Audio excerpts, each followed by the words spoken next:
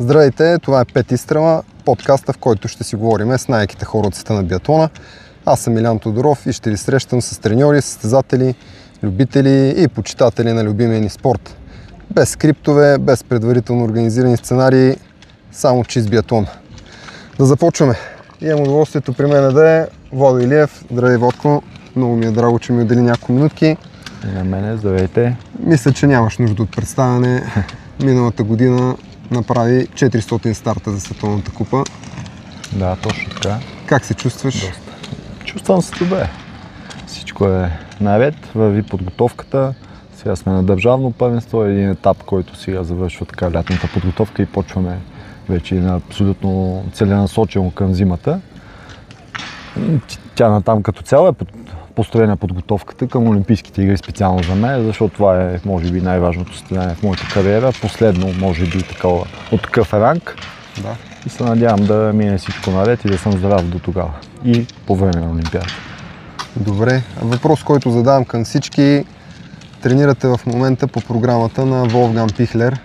Много ли се различава от това, което си правил до сега? Ти мина през доста треньори. Как го чувстваш? Темата е доста дълга. Честно да кажа, имаме доста сходни неща.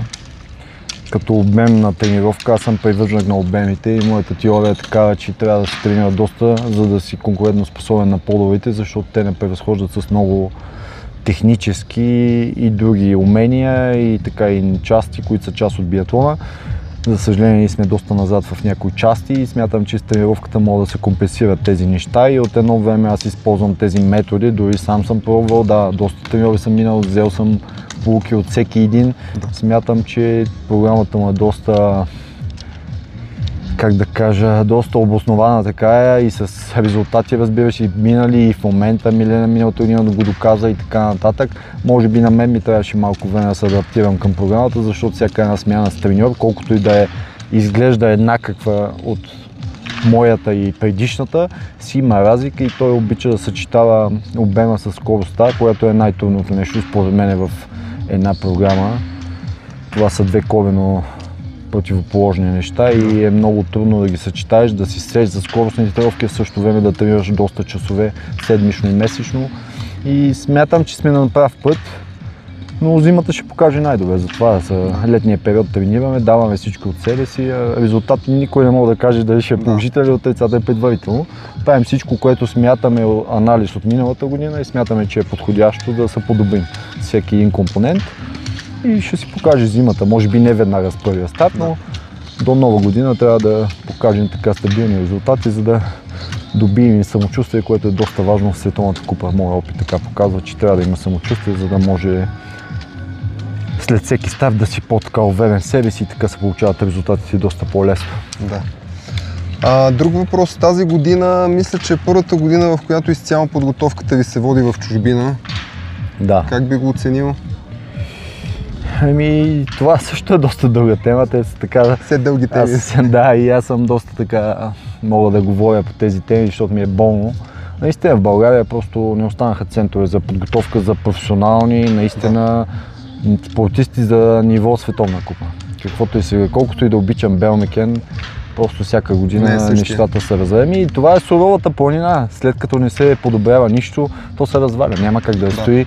Падат големи снегове, зимата топят се, води течат и асфалт и стълбища, които са ненужни на нас, просто се развалят. Те не трябва да се поддържат в такива сурови условия, каквото е 2000 метра на морска височина. А в чужбина ни предлагат условия, които са перфектни.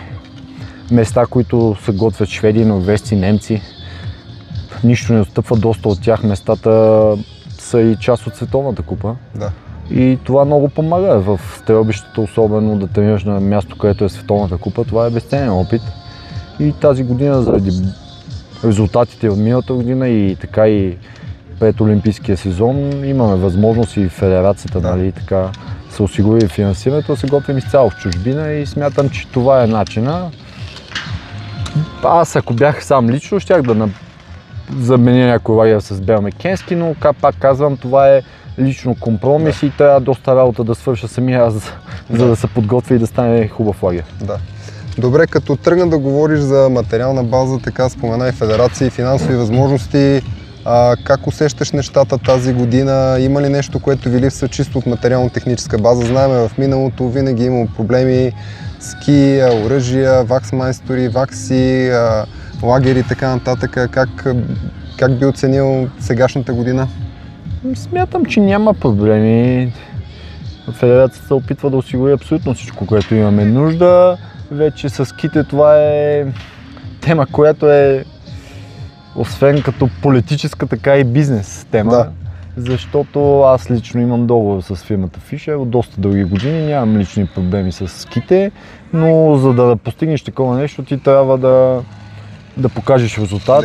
И така, и Милена също има договор и тя също няма, даже тази година смятам, че тя ще е доста добре от тази гледна част, но цялостната работа с ските и фирмите идва от държавата. Това са мои лични разговори с хората от фирмата. Просто в България няма толкова любители на нашите спортове и е доста трудно, не се закупуват достатъчно ски и те чисто от бизнес гледна точка нямат интерес към нашата държава.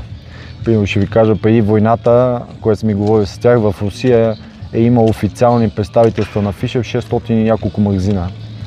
Докато в България, ако Fisher продаде 20 чифта ски годишно, ще е успех. Което за тях 20 чифта ски е абсолютно нищо. Който разбира бизнес, знае защо става въпрос. И той има интерес от най-добрите състезатели от такива държави, просто чисто да си разширяват картата на фирмата и така да има все повече популярност. За тях е плюс и затова избира най-добрите състезатели, но и другите фирми предполагам, че така процедират. Аз никога не съм сменял фирма. Винаги съм си бил на Fisher от юноша и така съм си останал и там ще си приключа. И е доста дълга тема също, но смятам, че няма проблем. Когато покажеш резултат, фирмата, те не са вчерашни, гледат резултати, знаят, че малките държави имат много по-малки възможности и е много по-трудно да покажеш такъв резултат. За тях едно влизане в първите 15 е като спечелване на световна купа, защото отпред са норвежци, немци, шведи, което за тях е напълно ясно от тяхните екипи с какво разполагат. Те имат пълен достъп до камионите, до смазките, до много информация и знаят просто един българин, ако станеш 5 или 10, знаят, че това е равносилно за победа. И добре, най-важното е, че се чувствате подсигурени за от тая гледна точка, опита и годините минаха, дори да няма толкова финанси, пак мога да намериш подходящи места, имаме контакти вече. Въпросът е принципен, но смятам, че всичко е наред за една добра подготовка, всичко останало е в нас вече. Добре, дай с по-конкретните въпроси, не толкова обширните. Какво предстои от сега нататъка? Сега лека почивка в Троян се прибираме и на 31 заминаваме за Франция, който е височинен лагер, също в едно много красиво място, Фона Ромело, родом е Форкато там. Много добри условия има за подготовка, там и шведския отбор ще е там. Смятам, може да направим някоя съвместна тренировка, се надявам, както миналата година. Също е голям опит за нас и предстои лагер там 21 дена, след което отиваме в Руполдинг отново на ниско и заминаваме за Швеция на първи сняг, края на октомври. Супер. На първи сняг и малко след това предстоят финалната подготовка за предсезона и почваме световни купи от Швеция. Екстра. Добре, финално няколко думи за подрастващото поколение, тези, които се стараят сега да влизат в C гарнитури, тези, които гледат към вас като идоли, тези, които си мечтаят за националния отбор. Нещо да им кажеш на тях? Те са доста неща. Не би ги излагал, трудно е, но лесно няма според мен. Трябва да са постоянни, трябва да са трудолюбиви, да са дисциплинирани. Това са основните неща, които според мен днешното поколение малко им липсва. Старата школа разбират по-добре тези неща, които става въпрос. Трябва да го правят наистина с желание и с професионализъм, за да се получи. И трябва търпение. Не винаги нещата се получават веднага, но когато човек мечтае, следва мечтите си и се труди и винаги ще се получи. Аз съм такъв, аз не съм бил най-големият талант. Според мен и според много хора, които съм чувал от ляво и дясно, което никога не ми е пречил да покажа обратното. И съм постигнал това, което съм успял. За мен не е малко.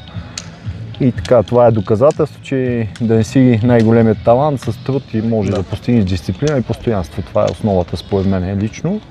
Да не се отказват винаги. Ще е трудно. и на други места. Да. Не само в спорта, нито в биатлона. Навсякъде. Да. Живота е борба. Така е. Борба е, ежедневна. разбира се. Това е. Винаги да не се отказват и това е да следват мишите си. Беше ми много приятно, Владко. На мен. Успех, желая, да сте здрави. Благодаря.